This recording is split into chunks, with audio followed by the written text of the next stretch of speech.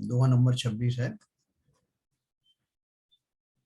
विस्तरेणेव तुष्यन्ति के अप्यहो विस्तर प्रियाः संक्षेप रुचयश्चान्ये विचित्राश्चित्ररावात् वृत्तयः।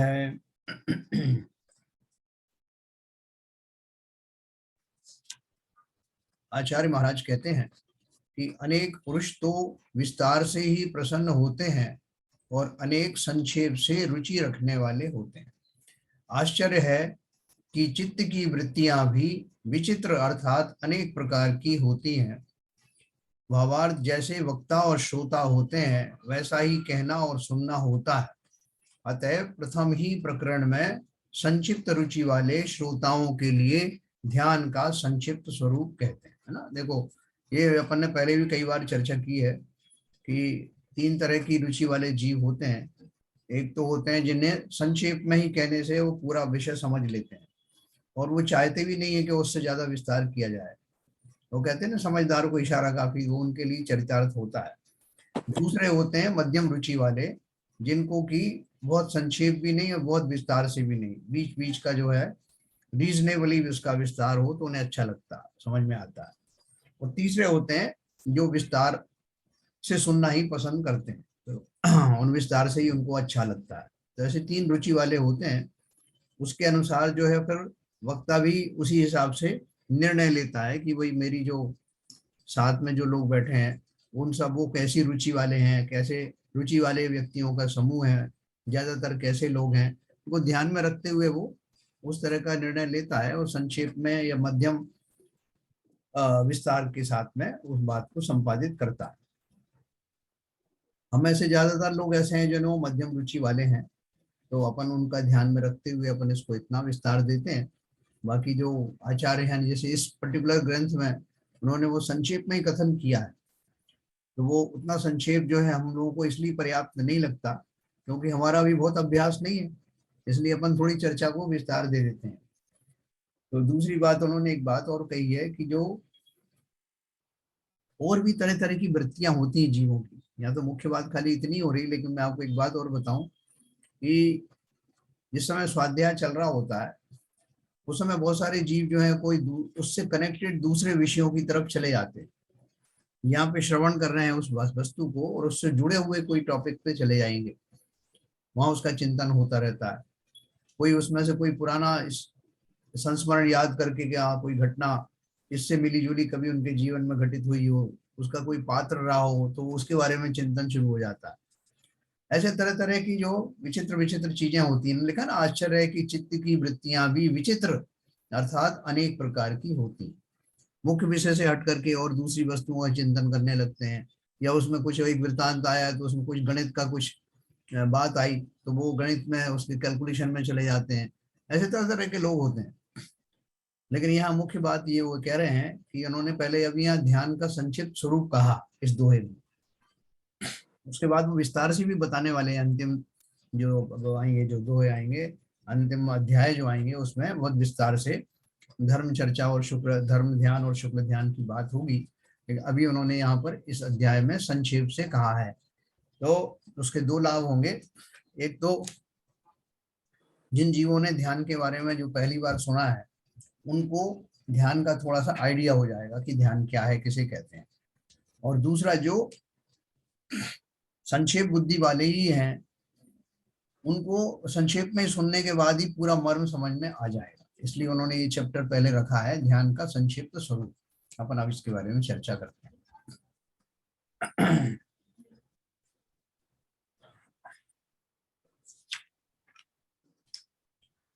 संक्षेप रुचि भी सूत्रात् सूत्रानिरूप्यात्म निश्चयात् त्रिधेवाभिमतं कैशिचद्यतो जीवाशयस्त्रिधा।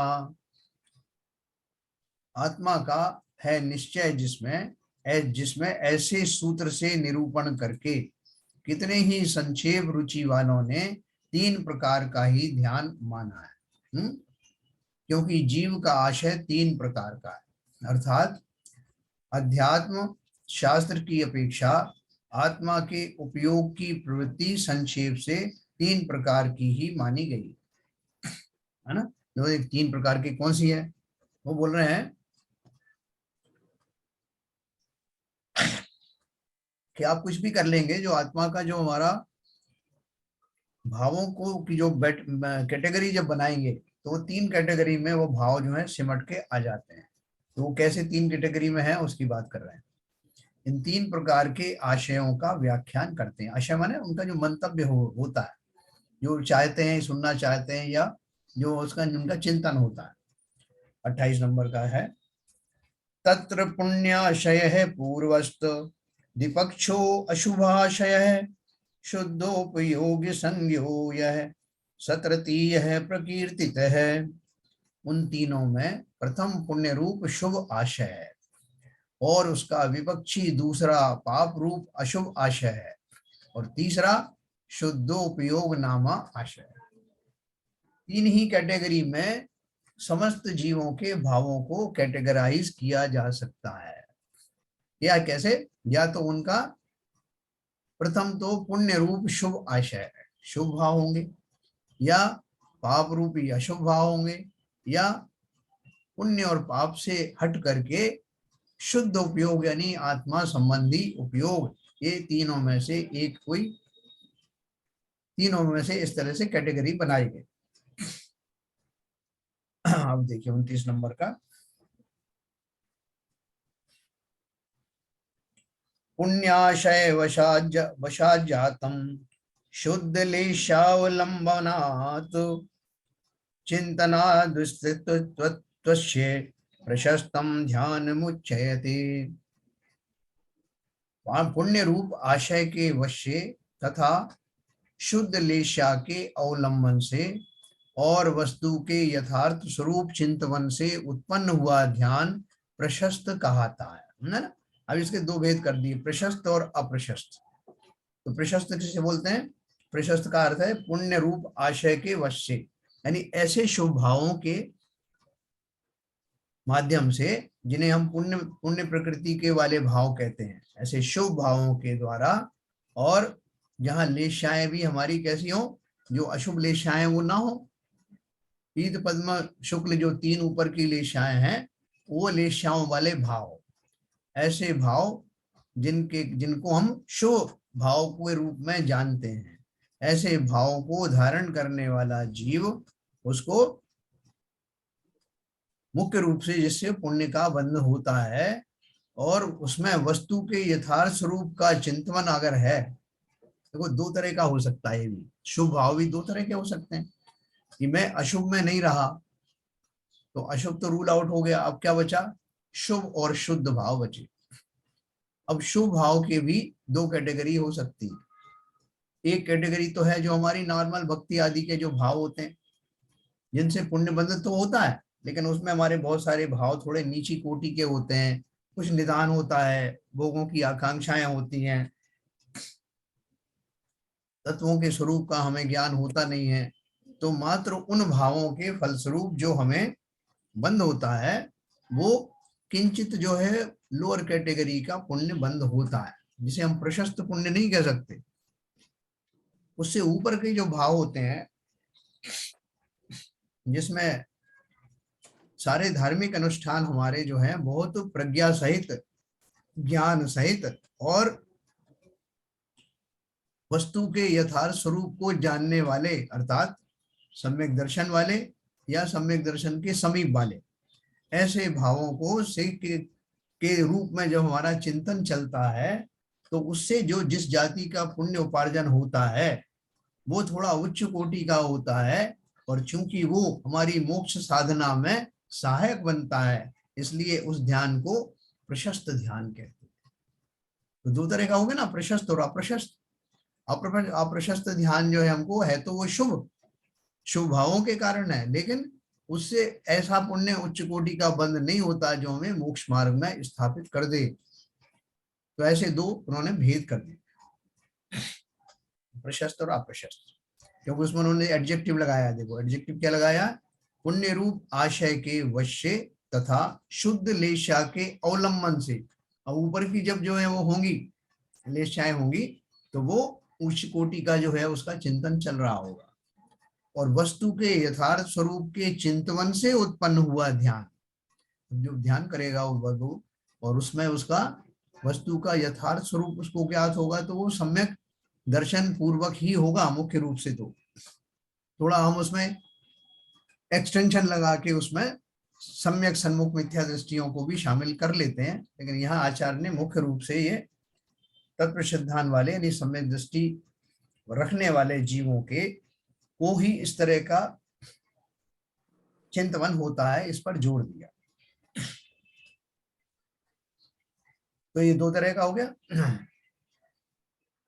प्रशस्त ध्यान इसे कहेंगे, जो वास्तव में हमें ऐसी सामग्री आदि से परिचित कराता है, जैसे जिनवाणी है, देशना है मुनि राजाओं की, हमारा स्वाध्याय आदि में मन लगना है, स्वाध्याय के ग्रंथ आदियों की उपलब्धि है, वैसी रुचि का उत्पन्न होना है, ये सारे सब जो प्रशस्त पुण्य में शामिल होते हैं, क्योंकि ये सब हमें अंततोक्त्वा मोक्ष मार्ग में स्थापित करते हैं। ये हो गया 29 नंबर का। अब अपन पढ़ेंगे 30 नंबर। क्षीणे रागादि संताने प्रसन्ने चांतरात्मनि यह स्वरूप उपलब्ध स्यात् शुद्धाक्षय प्रकीर्तितः।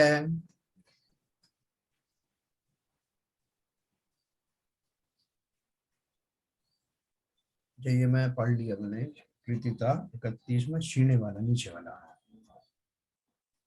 बराबर। 30 वाला ये था,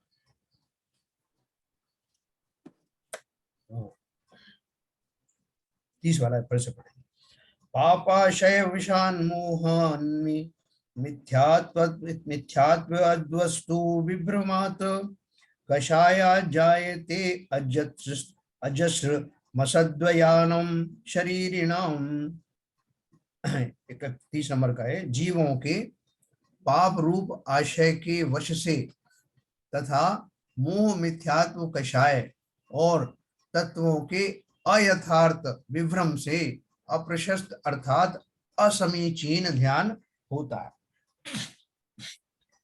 तो पहले वाला जो अपन ने पढ़ा था जिसमें समीचीन या प्रशस्त ध्यान की बात हुई थी, इससे उल्टा है ना, इसके विपरीत आशय रखने वाला, जिसे जो पाप रूप होगा निश्चय से,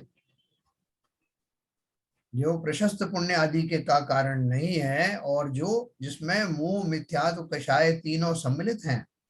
ऊपर तो क्या था, तत्वों का अवलंबन वाला, यथार्थ स्वरूप वाला, शुद्ध लेशा वाला, और यहाँ क्या उसके विपरीत क्या बताए, पाप रूप आशय के वश से, यानी हमारा जो आशय है, मंतव्य है, हमारा जो लक्ष्य है वही पापमय है, और मोह मिथ्यात्व कषाय जो है जिसके कारण है, बैकग्राउंड में है, और तत्वों के अयथार्थ विभ्रम से मुझे जो है, चूंकि सम्यक दर्शन आदि नहीं है, तो तत्वों का यथार्थ स्वरूप मैं जानता नहीं है, वस्तु का स्वरूप को जानता नहीं हूँ, तो इसलिए मेरा जो ध्यान होगा वो कैसा वाला ध्यान होगा, वो वास्तव में असमीचीन मतलब वास्तविक ध्यान नहीं होगा, जो मोक्ष मार्ग में ले जाने वाला है, उसमें मदद करने वाला है, ऐसा ध्यान तो वो कदाचित होगा नहीं।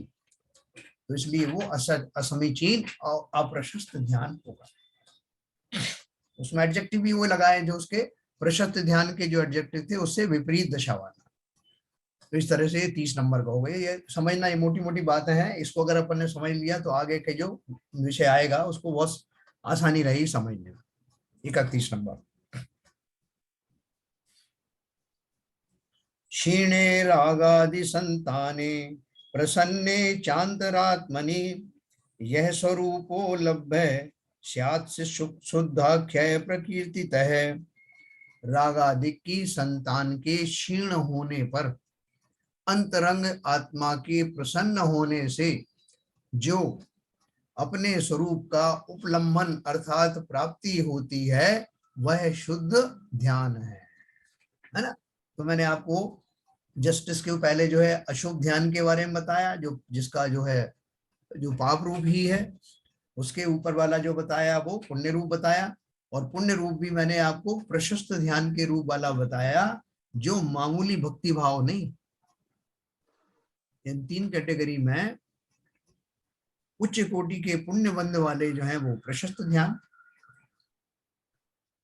पाप रूपी भावों का जो बंद करने वाले भाव हैं वो अप्रशस्त ध्यान, और इन दोनों से परे उठकर आत्मा, प्योर आत्मा के बारे में होने वाला चिंतन, अपने स्वरूप के होने वाले, स्वरूप के प्रति होने वाला चिंतन, उस चिंतन को ही शुद्ध ध्यान कहते हैं। वो अल्टीमेट है। उस ध्यान के फलस्वरूप ही तो मुझे उसकी प्राप्ति होगी जिसके लिए मैं ये ध्यान कर रहा हूं। आप समझिए कि ध्यान मैंने अपनाया ही इसलिए है। ध्यान मेरा वो अंतिम सोपान है जिसके द्वारा मैं उस आत्मा में विचरण करूंगा, ध्यानस्थ होऊंगा, स्थापित होऊंगा, जिस स्वरूप को मैंने सम्यक दर्शन पूर्व जान लिया है ना। तब तो ध्यान लगेगा ना। ध्यान लगाने के पहले हमारे पास 2 चीजें होना चाहिए, बल्कि 3 चीजें होना चाहिए। एक तो ध्याता, जिसे ध्यान करना है, दूसरा ध्येय, किसका ध्यान करना है, और तीसरा ध्यान की प्रक्रिया। तो मुझे ध्यान की प्रक्रिया क्या करनी है, लक्ष्य क्या है? जिस वस्तु को समझा ही नहीं उसका लक्ष्य कैसे बने? इसलिए प्रारंभिक भूमिकाओं में पूरे प्रयत्न के साथ में अपने स्वरूप को जान लेना। क्यों जान लेना? क्योंकि हमने इस बात को बहुत अच्छे से समझ गए हैं कि संसार में जीव वही सुखी होते हैं जिन्हें अपने स्वरूप का दिग्दर्शन हो जाता है, जो अपने स्वरूप को समझ लेते हैं, जो ये जान लेते हैं कि संसार के समस्त प्राणी सुख चाहते हैं और कोई भी दुख चाहता नहीं, नंबर 1। नंबर 2, उस सुख की प्राप्ति के लिए वो प्रयत्न करने से पहले ये जानना उन्हें आवश्यक है कि वो जिस सुख को खोज रहे हैं वो सुख कैसा होता है। बाजार में मैं मिठाई खरीदने जाता हूँ, क्यों जाता हूँ? मिठाई को चख करके टेस्ट करता हूँ तो उसमें से मीठा स्वाद आना चाहिए ना। अगर उसमें से कड़वा और नमकीन स्वाद आ जाए तो अपन क्या कहेंगे, भाई साहब ये मिठाई नहीं है। क्यों? मेरा आशय था उस मीठेपन का स्वाद लेना, वो तो आया नहीं। तो उसी तरह से जिस सुख की मैं तलाश में हूं, मुझे क्लैरिटी होना चाहिए कि मैं कौन से सुख की बात कर रहा हूं। तब तो मैं कहूंगा हाँ साहब अब आया वो स्वाद जो मेरे मस्तिष्क में बसा हुआ था, वैसा स्वाद आएगा तभी तो मैं खुश होऊंगा कि हाँ इसी की मुझे प्रतीक्षा थी। उसी तरह से जिन जीवों को सुख की अभिलाषा है उनको 2 बातें क्लियर होना चाहिए। पहले तो ये, जिसे सुख चाहिए वो कौन है। दूसरा, जिस सुख की उसे तलाश है वो सुख का स्वरूप क्या है।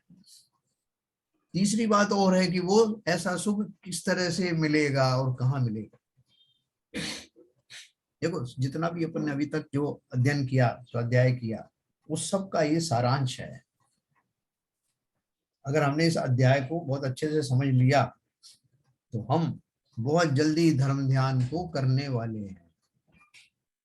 न सही उतनी उग्रता और तीव्रता के साथ जितनी मुनि आदि करते हैं, लेकिन हम अपनी मर्यादाओं के अंदर अपना जितना हमारा ज्ञान विवेक अभी तक जागृत हुआ उनकी सीमाओं में रहकर भी ध्यान की उन सीमाओं को तक तो चले ही जाएंगे, उन सीमाओं को अवश्य छू लेंगे जिनके पार सिर्फ धर्म ध्यान ही है। अभी शुक्ल ध्यान की भी बात करेंगे बात। इसलिए बहुत उपकार उपकृत महसूस करते हुए उन आचार्यों के प्रति जिन्होंने ये सब लिखा है, और इसको समझना, संक्षेप के इस अध्याय के सुनने समझने मात्र से हम ध्यान की उन सीमाओं में अवश्य प्रविष्ट होंगे, है ना। तो अभी हमने सब ये समझ लिया। हमारे जितने भी जो धर्म चर्चा में शामिल होने वाले जीव हैं उन्होंने अब तक ये समझ लिया कि पाप रूपी जो भाव है उनसे तो हासिल कुछ होना नहीं। ये तो पक्की बात है, हम पाप करने की बात सुनने के आए भी नहीं।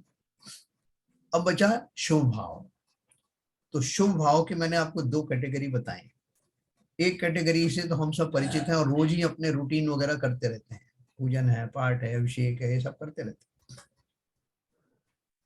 अपन को उससे ऊपर की भूमिका में जाना है, जिसे हम प्रशस्त पुण्य की प्राप्ति वाले भाव कहते हैं, जो मैंने अभी आपको बताया, जिसमें किंचित तत्व चिंतन भी छुपा हुआ है, वस्तु को यथार्थ रूप से जानने की जिज्ञासा रुचि भी छुपी हुई है, और मेरे भाव मलिन ना हो जाएं ये भाव भी छुपा हुआ है, और शुद्ध आत्मा के दीदार हो जाएं ये भाव भी छुपा हुआ है। ऐसा कॉम्प्लेक्स है। हम अभी इस कॉम्प्लेक्स भावों का अवलंबन ले रहे हैं। क्यों ले रहे हैं? क्योंकि इससे ऊपर वाली जो कैटेगरी है, जो अपन ने अभी अभी पढ़ी, कौन सी?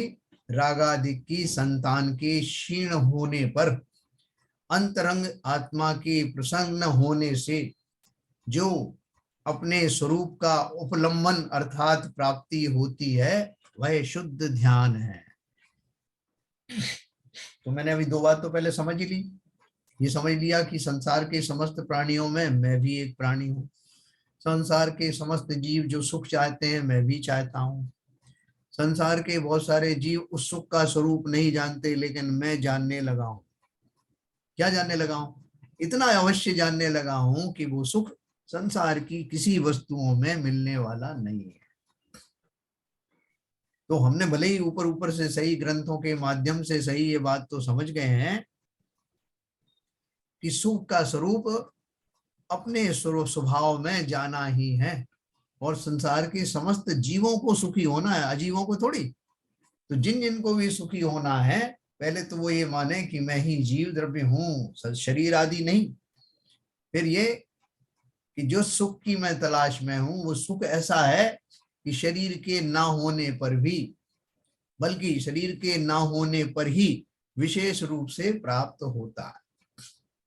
वैसे तो अरहंत को शरीर रहते हुए भी वो भाव मोक्ष हो जाता है, लेकिन अपन और आगे तक की बात सोचें कि वो सुख का स्वरूप मात्र उसमें एक ही वस्तु है, विषय वस्तु एक है कि मैं दुखी तो कभी था ही नहीं।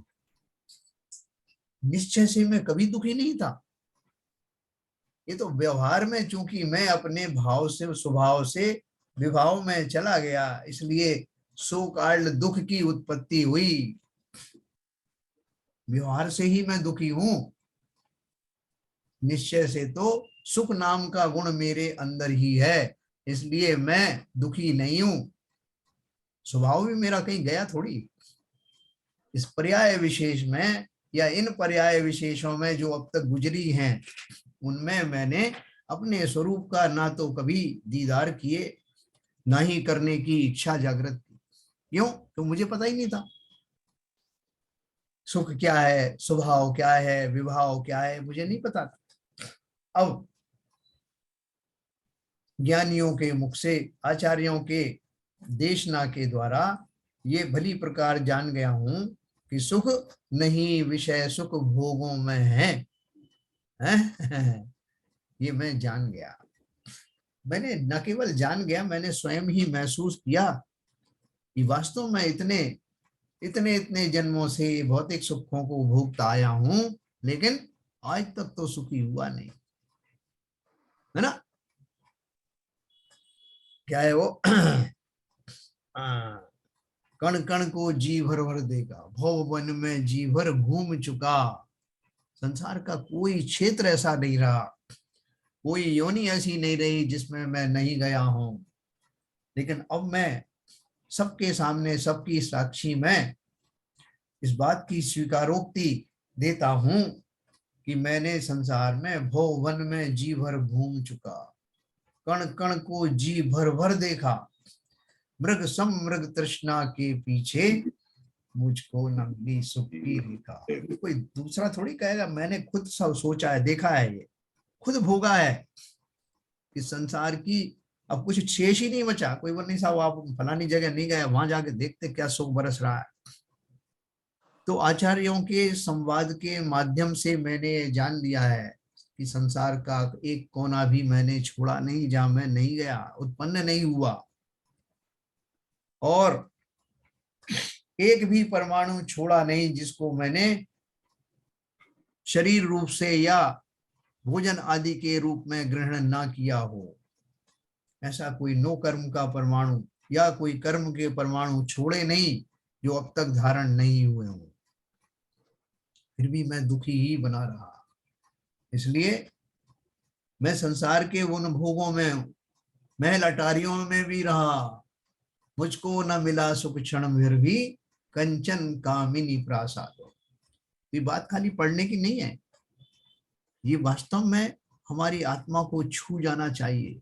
ये उन मनीषियों के वचन हैं जो स्वयं भी इस मार्ग से चल करके इस बात को दोहराते हैं, न केवल स्वयं के लिए बल्कि हमारे लिए भी। जब वो कहते हैं ना, मुझको न मिला सुख क्षण भर भी, तो ये उनका भी वचन है। नहीं मिला इसलिए तो नहीं कि इसमें रत नहीं रहे, और ये हमारे लिए भी वचन है। हमने भी वास्तव में इसका साक्षात्कार किया, निरंतर किया, कितने भवों से कर रहा हूं। ये दिस इज ए फैक्ट, ये मैं जान गया। अगर वास्तव में मुझे इस पर विश्वास हो जाए तो फिर अब मेरे पास में और क्या साधन रह गया कि संसार के जितने भी भ्रमण थे, जहां उनसे उनके अतिरिक्त कोई चीज बची हो। परमाणु तो पहले ही पूरे जो है मैंने निपटा दिए, सभी को भोग लिया, सब क्षेत्रों में मैंने सर्वे कर लिया, तो अब मेरे पास में क्या बचा। फिर भी बोल रहे हैं सुख तो है, तो फिर कहाँ है वो सुख?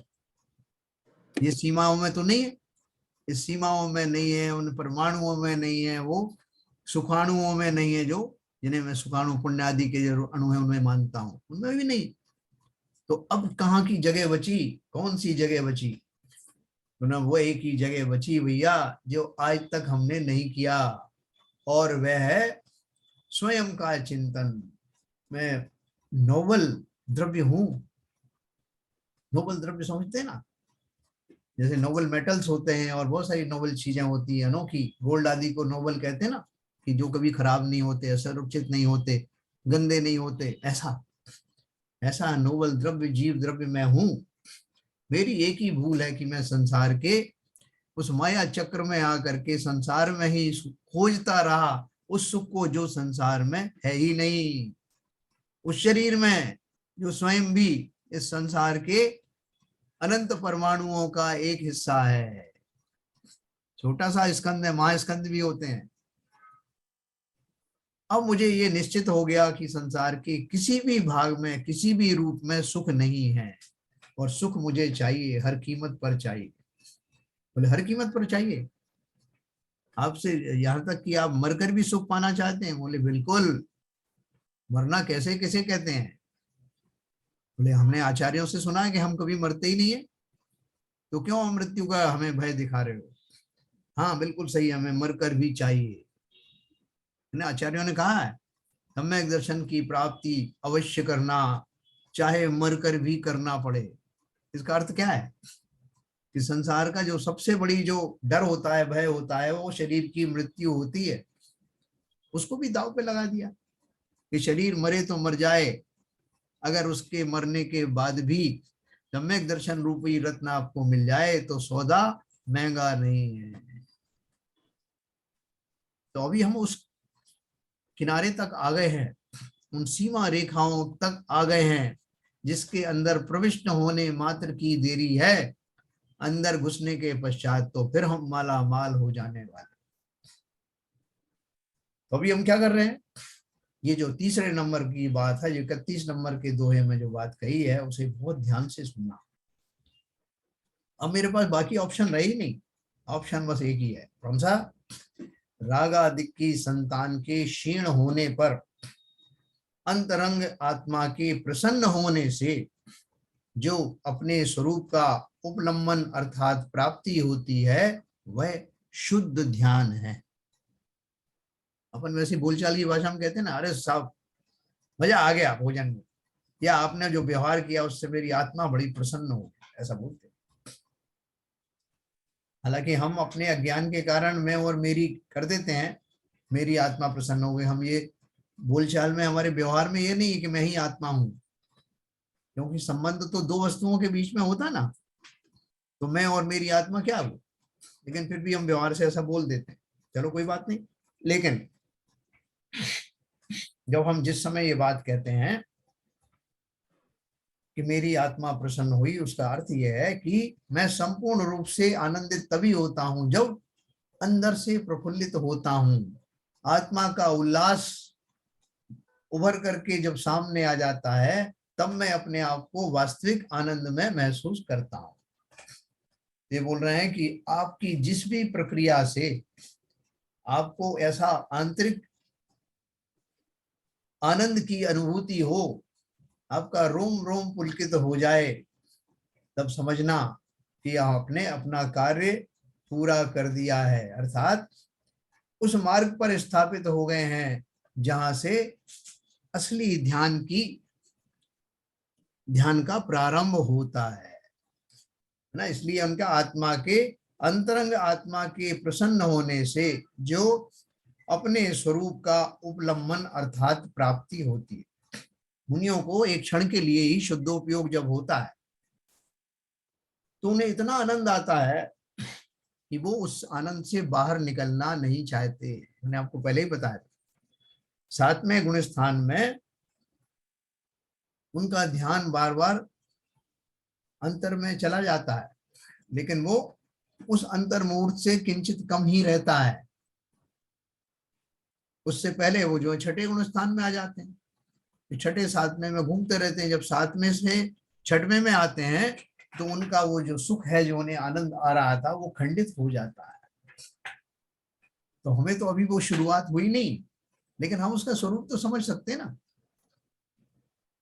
है ना। लोग कहते हैं कि साहब आपको जब दिल्ली जाना ही नहीं है, जिस गांव जाना नहीं है, उसका रास्ता क्यों पूछना। लेकिन हमें तो वहां जाना है ना, इसलिए रास्ता पूछा जा रहा है। हम भले ही अभी ना जा पाए, लेकिन जाने की सामर्थ्य हमारे अंदर है। उस सामर्थ्य को मैं जुटा रहा हूं, संकल्पित हो रहा हूं। उससे पहले मैं जानना चाहता हूं कि वो कैसे जाया जाएगा। बहुत सारे जीव में सम्य शिखर जी गए नहीं और बैठे बैठे बूढ़े हो गए। अभी अचानक से उनकी ज्ञान चक्षु खुले, कह रहे सम्यक दर्शन नाम का कोई तीर्थ स्थान है, शाश्वत तीर्थ स्थान है जैनियों का, हमें जाना चाहिए। आप लोग बोलेंगे आप क्या जाओगे इस उम्र में, जब जवानी में नहीं गए तो इस उम्र में क्या जाओ। लेकिन उन्होंने जब सुना, उसकी महात्म्य सुना, तो अपने बूढ़े शरीर को भूल करके सबसे पहले तो जाने का जो है मार्ग पूछने लगे, वहां की महिमा जानने का भाव आया। फिर संकल्पित हुए जैसे तैसे होगा जाऊंगा जरूर। तो हम इतने साल तक भले ही मिथ्या दृष्टि बने रहे तो क्या हो गया। बोले भाई साहब क्या हुआ, अनंत भाव तो आपने यूं ही गंवा दी, तो क्या हो गया, गंवा दिए ना, लेकिन समाप्त तो नहीं हुआ। मेरा अस्तित्व तो आज भी है, आज भी सुख की मुझे अभिलाषा है, और अब तो और ज्यादा हो गई है। उस रुचि के फलस्वरूप और अपने सामर्थ्य के जागरूकता के होने के बाद मेरा उत्साह अब दुगुणित हो गया। अब मुझे रोकने वाला कोई नहीं, मैं बढ़ चला अब अपने मंजिल की ओर। और उस मंजिल का सबसे पहला भाग यही था कि ये मैं जान चुका हूं, भले ही पूरी तरह माना नहीं हूं कि मैं जीव द्रव्य हूं। मैं जान चुका हूं कि संसार के समस्त मार्ग मैंने अपना लिए, लेकिन सुख की जो परिभाषा है, वो सुख की परिभाषा मुझे अभी पता लगी, और उसकी प्राप्ति मैं कर सकता हूं, ये विश्वास जागृत हुआ। मुझे अपनी वर्तमान दशा का ज्ञान हुआ कि मैं मिथ्या दृष्टि भले ही हूं, लेकिन सामान्य मिथ्या दृष्टि नहीं हूं। मिथ्या दृष्टियों की भी बहुत वैरायटीज हैं, और मैं अब उन मिथ्या दृष्टियों की सामान्य कैटेगरी से उठ करके उस कैटेगरी वाले में शामिल हो गया हूं, जिसे अब हुआ और तब हुआ सब में दर्शन होने ही वाला है। अपने आप को साधारण मत समझिए, हम असाधारण पौरुष के धनी हैं। तो वो हमारा पुरुषार्थ कैसे जागृत होगा। अब जैसे अपन बिल्कुल कोई चीज पास आ जाती है ना, शिखर जी की जो अपने जो पहली टॉक शुरू होने वाली होती, तब लोगों को और ताकत आ जाती, भाई साहब तो आ ही गए, बोलो जय जयकार। और आने वाले भी उधर से आ रहे हैं, वो भी अपना उत्साह बढ़ा देते हैं, अरे बिल्कुल अब पास ही आ गया। ऐसे ही आचार्यों ने हमारे उत्साह का बहुत वर्धन किया। क्यों किया, तो उन्होंने जान लिया कि निकट भव्य जीव हैं, इस मार्ग में रुचिवान है, जानना चाहते हैं कि ध्यान का स्वरूप क्या है, ध्यान किसका करें, क्यों करें, कैसे करें। तो ये सब प्रक्रिया में शुभचंद्राचार्य ने हमें ये सब बात बताई। अब हमें ये सब परिभाषाएं समझ में आ गई, तो अब क्या करें? देखो आगे वाला मैं तो आपको सुनाता हूँ। शुद्ध ध्यान का स्वरूप हमने समझ लिया, कितनी कैटेगरी बना लो। आर्त ध्यान, रौद्र ध्यान, ये तो हम जानते हैं ये पाप रूप ध्यान है। इनको तो हम वर्षों से, सदियों से जानते आए हैं, इसके अभ्यस्त हैं। अब तो ये अभ्यास, न केवल वो अभ्यास छोड़ देना है, बल्कि उसकी कोई यादें भी हम तक ना रहें, हम उनको भी याद भी नहीं करना चाहते। भूमिका में रहने के कारण वो यदा तदा हमारे जीवन में जरूर आते हैं, घटित होते रहते हैं, लेकिन अब मुझे उनमें कोई रुचि नहीं है। मैं अब उस दशा में आ गया हूं, ये भली भांति समझ लेना। अगर कभी मेरे अशुभ के उदय से किसी घटना को, किन्हीं व्यक्तियों को, किन्हीं वस्तु को देखकर ऐसे आर्त और रौद्र ध्यान होने लगे, तो उसे अपनी कमजोरी मान करके उस कमजोरी से ऊपर उठ जाना। अवश्य आएंगे अभी वो जीवन में, अभी हमें पूरे बलवान कहाँ हुए, लेकिन अब पहचान जरूर लेना, ये जो मेरे भाव आ रहे हैं खोटे भाव हैं, जीवों के प्रति होने वाले मेरे इस तरह के भाव मुझे कहीं का नहीं छोड़ेंगे। उन जीवों का तो जो होना है होगा, उन वस्तुओं का जो होना है होगा, लेकिन मैं अवश्य अपना अहित कर बैठूंगा, तो उसकी पुनरावृत्ति ना हो, इसलिए जागरूक जरूर रहना। 30 नंबर हमने पढ़ा, अब देखिए 31 भी पढ़ लिया, 32 नंबर। शुभ ध्यान फलोद्भूताम श्रियम त्रिदश संभवाम निर्विशन्ति नराग्ना के क्रमाद्यांति परम पदम। मनुष्य शुभ ध्यान के फल से उत्पन्न हुई स्वर्ग की लक्ष्मी को स्वर्ग में भोगते हैं और क्रम से मोक्ष को प्राप्त होते हैं।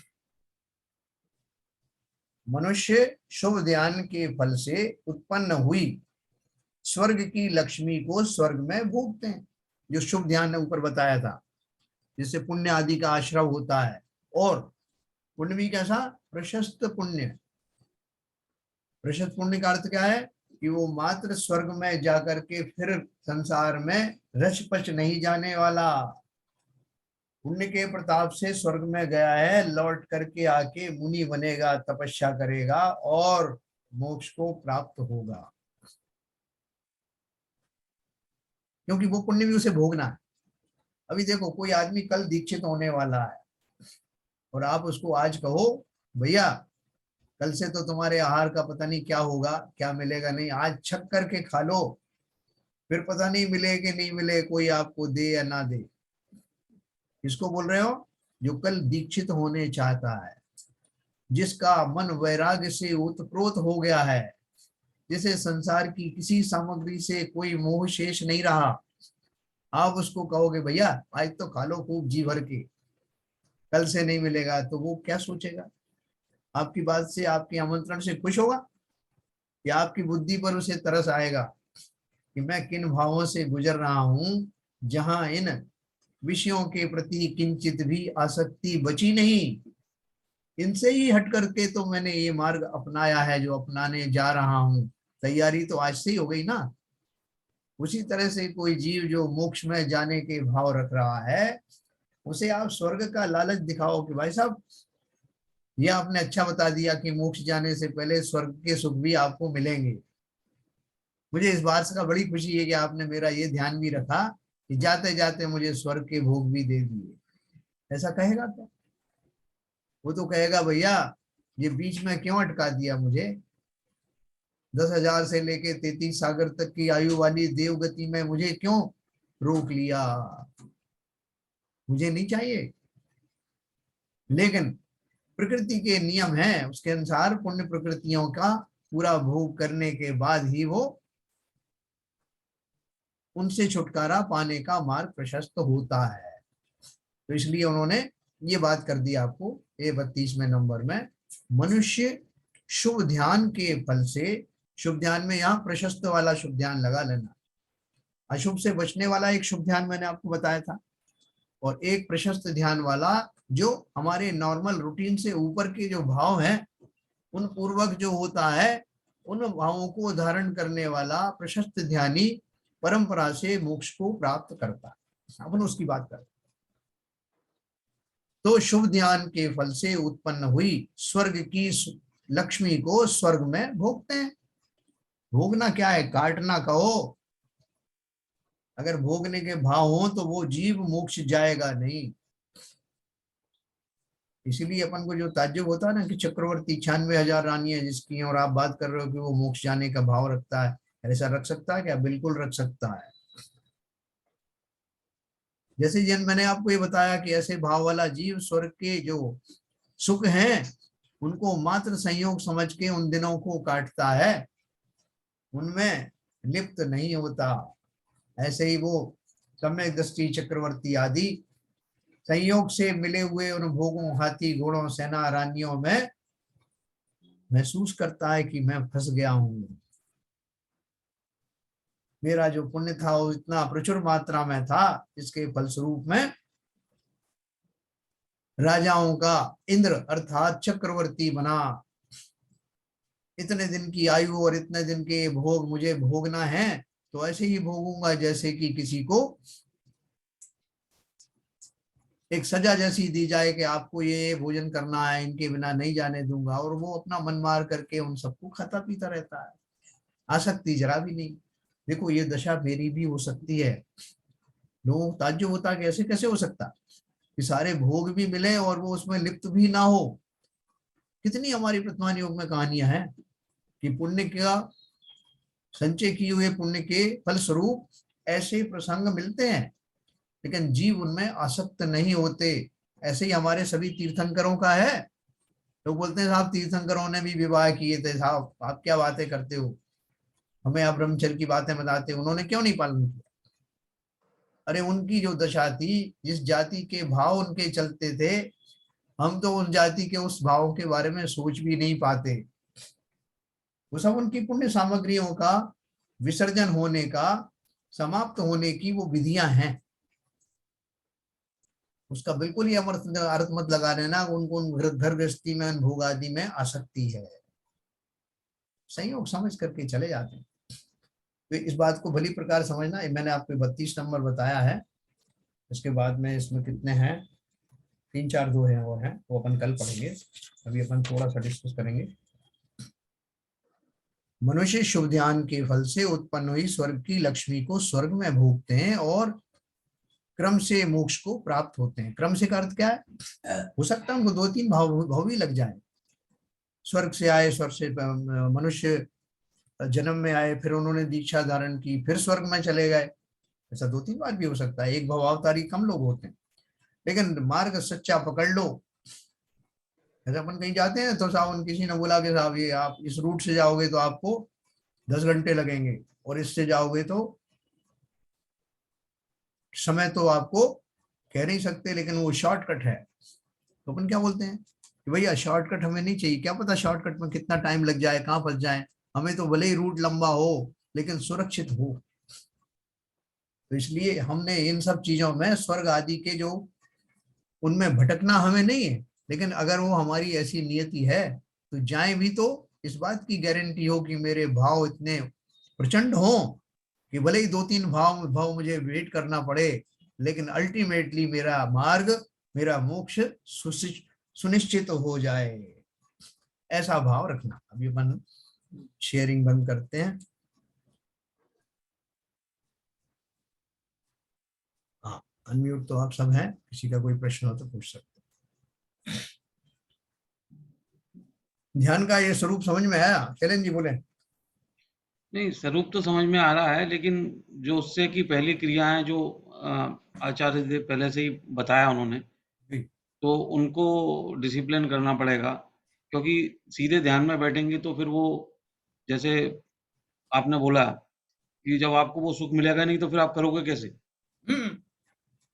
एक्चुअली जो शुभ ध्यान से शुद्ध ध्यान की तरफ बढ़ेंगे, उससे पहले सम्यक दर्शी होना जरूरी है ना। सम्यक दर्शन ना भी हो तो सम्मुख तो हो जाना चाहिए, क्योंकि सम्यक दर्शन तो हमारी दशा में नहीं हो पाएंगे। नहीं तो शुद्ध ध्यान तो वो क्षणिक मिलेगा, सम्यकदर्शी होंगे थोड़े फ्रैक्शन ऑफ सेकंड के लिए आएगा, जैसा कि पिछले प्रवचनों में जैसा हमने बताया था। सम्यक सन्मुख तो एक मिथ्या दृष्टि द्वीप बहुत बड़ा भी होता है, उसकी कैटेगरी का मतलब क्या लेवल का है उसको डिपेंड करता है, मगर जो वास्तव में शुद्ध ध्यान में जाएगा उसके लिए सम्यकदर्शी होना बहुत जरूरी है, सम्यक दर्शन प्राप्त करना बहुत जरूरी है। नहीं, कैसा अभी यहाँ तो खैर आचार्य देव शुद्ध ध्यान की ही बात कर रहे हैं, लेकिन अभी जैसे हमारी जो श्रेणी है, जो हमारा जो अभी लेवल है, तो उस हिसाब से हम समझ के, जैसे आचार्य देव ने ये भी बोला कि जब ध्यान में आप जाओगे और वो जो ध्यान आपका लगेगा वो आपको आनंद ही नहीं आएगा, तो उससे पहले की तैयारी बहुत जरूरी है। और जो हम अभी करते हैं, यदि ध्यान करते हैं या माला फेरते हैं या हम वो करते हैं, वो रेगुलर वो करना चाहिए, वो उससे तो फायदा होता ही है। लेकिन जो यहाँ जो ध्यान की बात हो रही है, उसके लिए हमको बहुत तैयारी करनी पड़ेगी पहले से अपने की, और मतलब कसाएँ भी बंद होनी है। हमको उस मतलब एक लेवल ना भी पहुँचे, तो कम से कम अपना मिथ्या तो कर्ता का भाव तो छोड़ना ही पड़ेगा।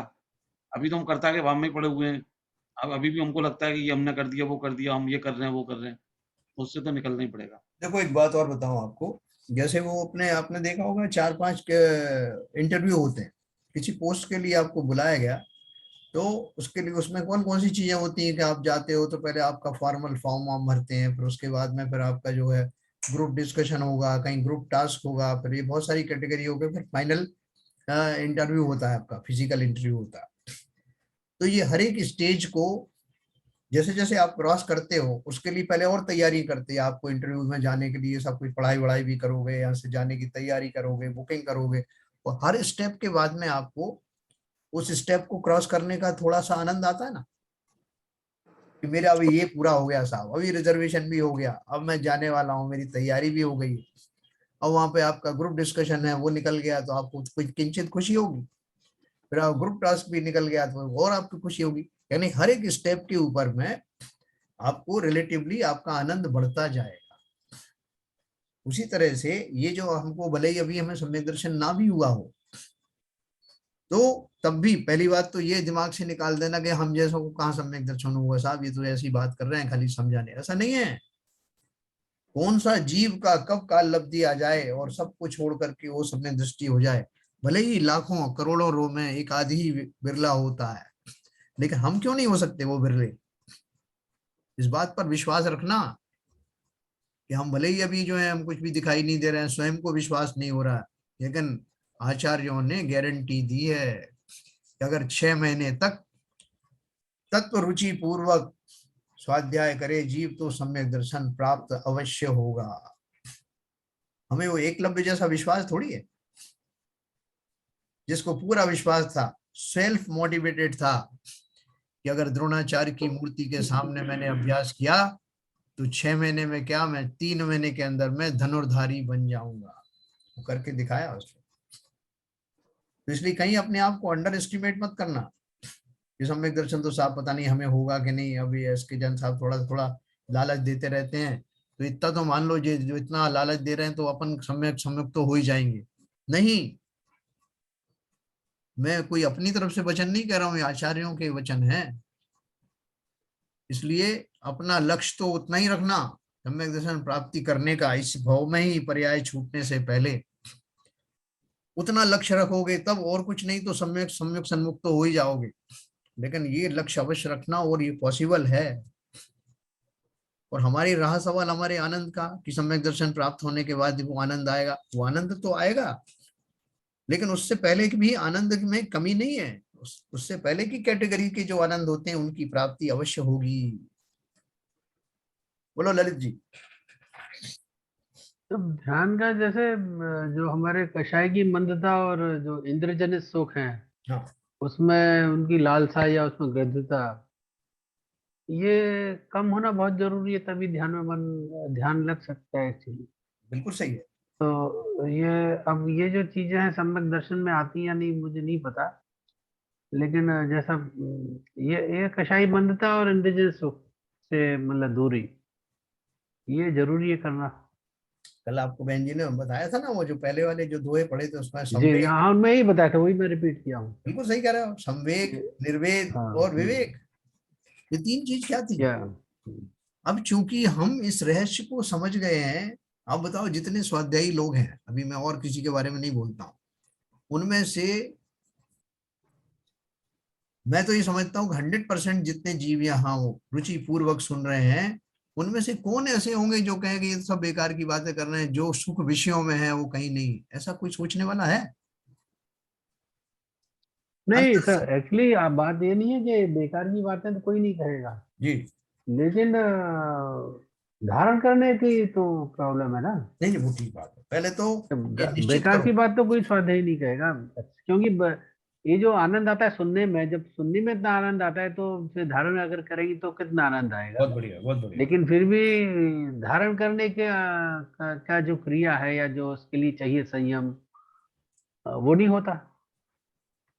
नहीं, सबसे बड़ी चीज ये है कि अपनी थिंकिंग और अपना लक्ष्य, अपने भाव में पॉजिटिव रखना। ये सोचना कि ये नहीं हो पाएगा, पेसिमिस्टिक होने से तो नहीं हो पाएगा।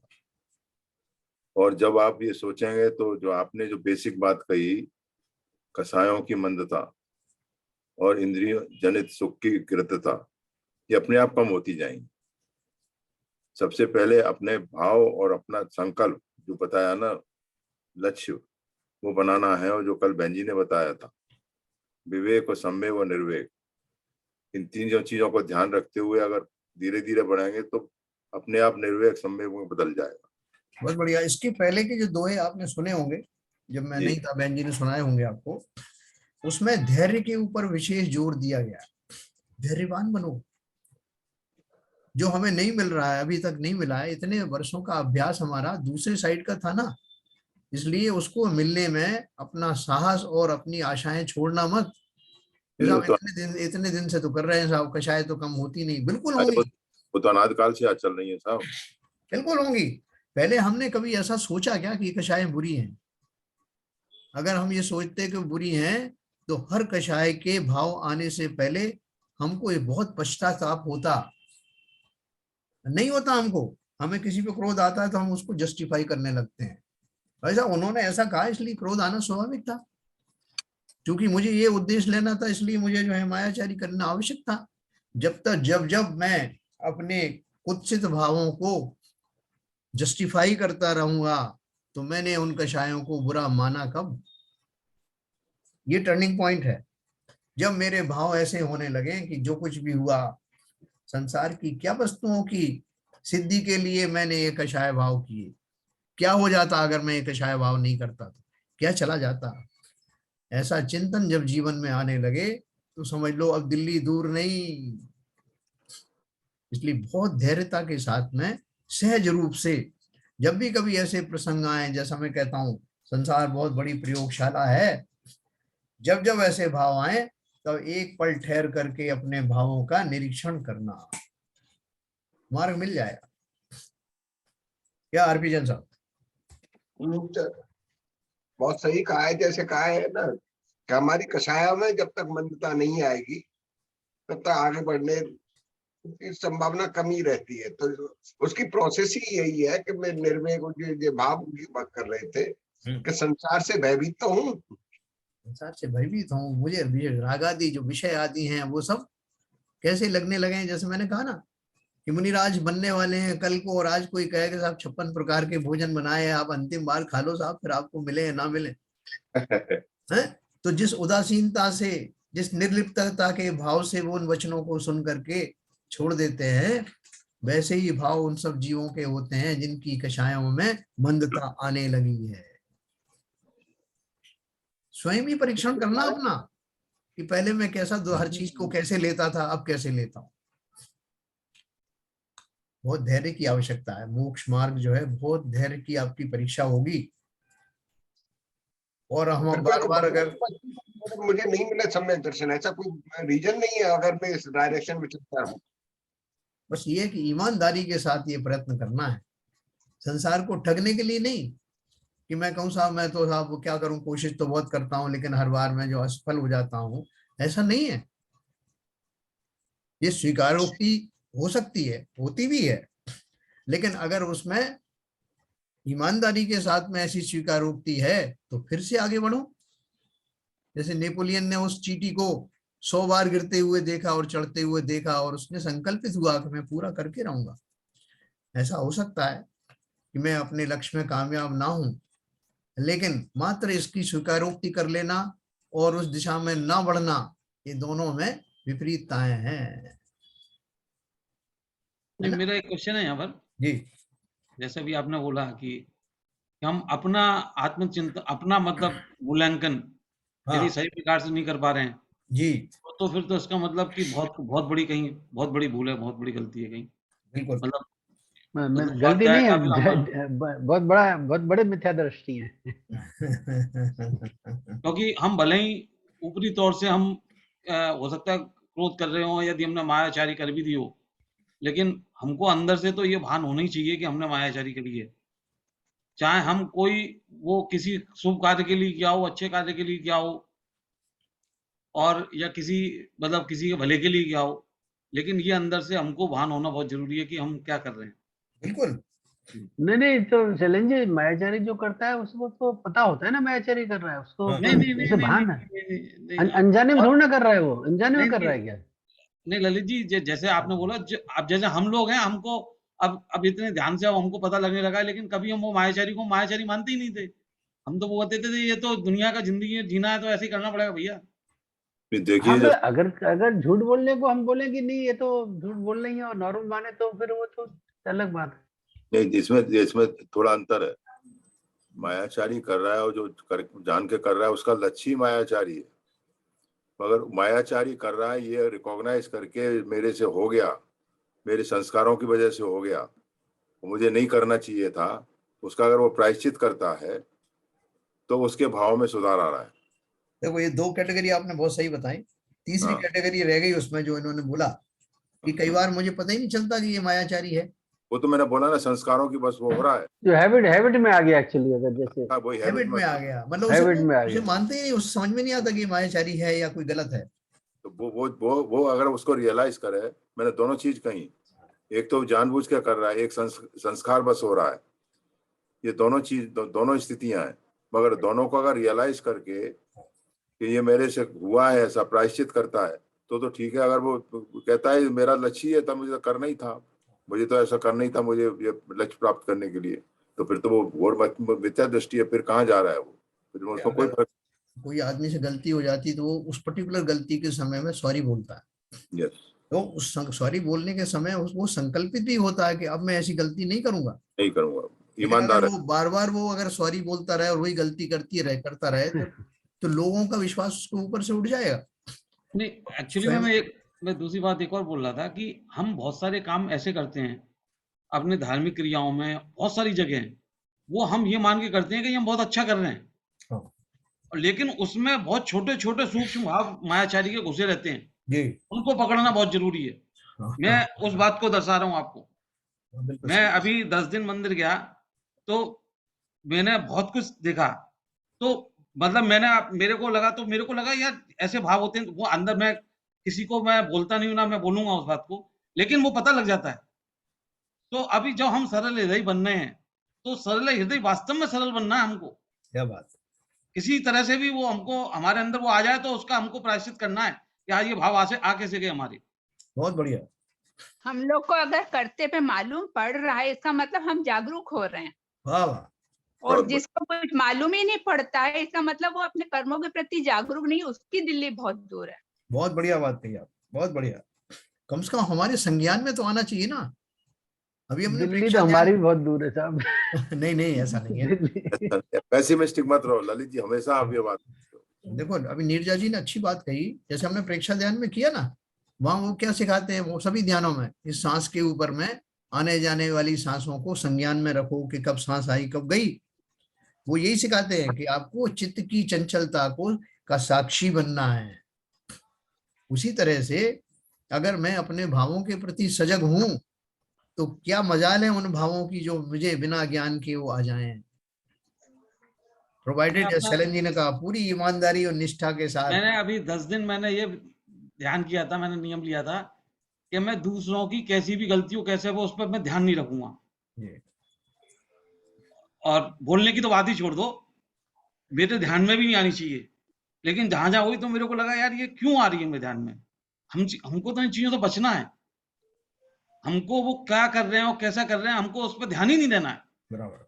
हमारे उसमें भाव में ही नहीं आना है, तब जाके हमारा मतलब होगा। नहीं तो यदि वो उन चीजों को छोड़ना है मेरे को कि यदि कोई कैसा कर रहा है, क्या कर रहा है, उसके क्या भाव चल रहे हैं और कैसे भाव हो रहे हैं और क्यों कर रहा है, उसमें भी नहीं जाना है। बस एक अंतिम बात मैं आपको इसमें और कहूं कि दूसरों की गलतियां मेरे संज्ञान में ना आए, उसके लिए मुझे ये करना पड़ेगा कि अपनी गलतियों के ऊपर ही कंसंट्रेट करूं। तो सही मेरे बात। पास ना तो समय होगा और ना ही ऐसा मेरा उपयोग वहां जाएगा, स्वयं में ही लगा रहेगा। हाँ, नहीं तो वही शाम को वो जब सोचा तो मालूम पड़ा कि यार ये क्यों हो रहा है, अपने भाव ऐसे क्यों आ रहे हैं, नहीं आने चाहिए। बिल्कुल सही है। चलिए अपन इस विषय को कल और जारी रखेंगे, बहुत बढ़िया टॉपिक है ना। जिनवाणी स्तुति करेंगे। मिथ्यातम नाश वेको ज्ञान के प्रकाश वेको आप पर भास वेको भानु सी बखानी है।